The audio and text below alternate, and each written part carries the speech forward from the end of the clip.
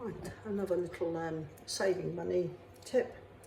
Jars, reusing them, but you know you get this sticky label residue left on them.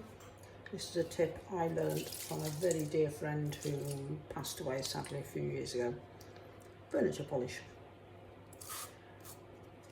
Spray it with a bit of furniture polish and it rubs straight off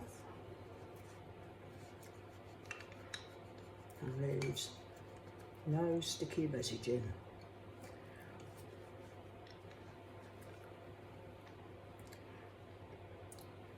There we go. Right, let's try another one. Let me tilt it down a bit. You see, sticky residue on it. Bit of furniture polish.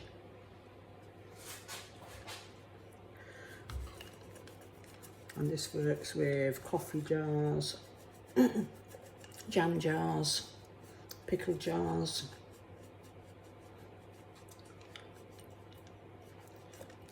The pasta sauce jars, because they can all be reused for canning as well.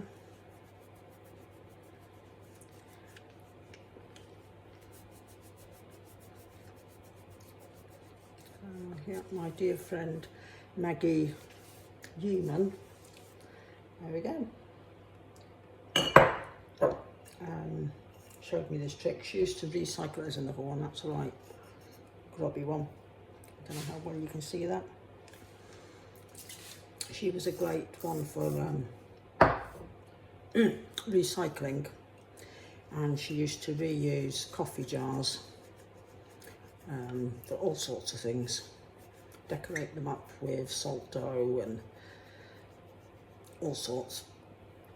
And yeah, one time she was Maggie was she was disabled, yeah, and she had her own personal health challenges, and unfortunately we lost her when she was 52, 53, early 50s anyway.